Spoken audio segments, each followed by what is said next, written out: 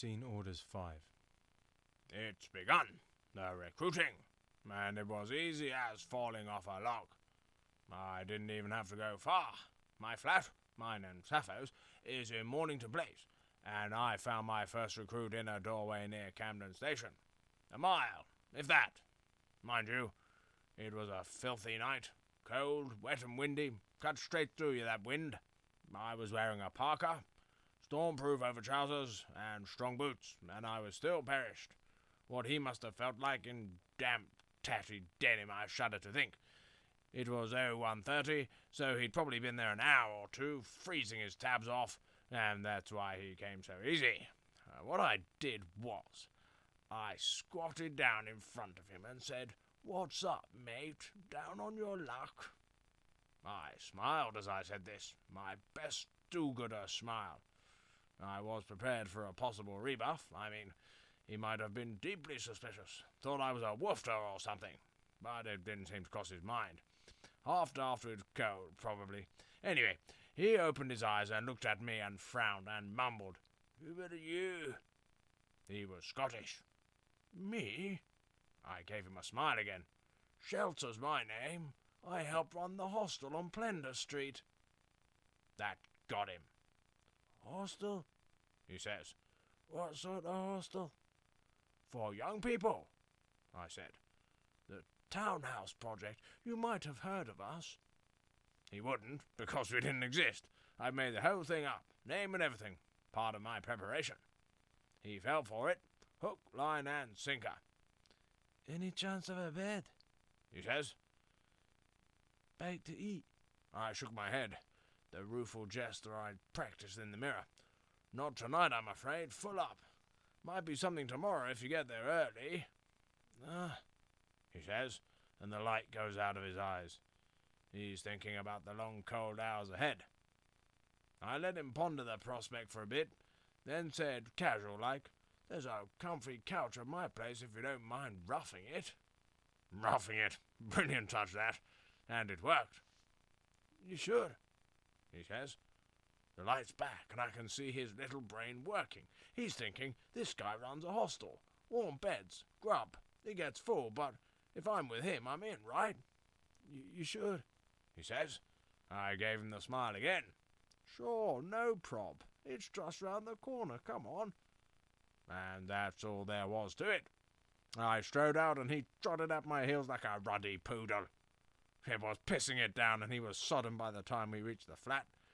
I introduced Sappho, showed him the bathroom, told him to strip off, threw in some stuff I'd got for the purpose, thick sweaters, cord trousers, the sort of stuff do-gooders wear, and went off to heat some tomato soup. And while he was sitting on the sofa, scoffing it, I slipped up behind him and put him out of his misery. Cruel? I don't think so. He's neither cold nor hungry now. Nobody wanted him, so nobody will miss him. And there's one less dosser to clutter up the place. Who loses? I'd seen lots of movies where the character who's on the road picks up casual work in towns he's passing through, washing dishes, cutting firewood, sweeping. I couldn't believe that in a city the size of London it might be impossible for a guy to find that sort of work. I mean, the place is packed with restaurants, cafes and kebab houses, not counting all the pubs. During my 2 weeks in Wharfdale Road, I must have tried 200 of them, starting with those in the King's Cross area. I got nowhere. Nowhere at all.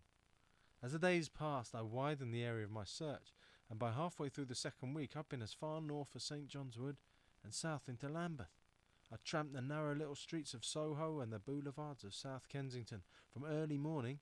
I thought potential employers might be impressed by my willingness to be out and about early, till late at night. I'd offered my services in sleazy, greasy cafes and posh hotels and everything in between, till my feet felt bruised and I could hardly drag myself out of bed in the morning. I walked everywhere to save money. I lived on cheese rolls and tea, but I was down to 9 quid and some change when Ratface came for his rent. It was Friday night, 8 o'clock. I'd just got in.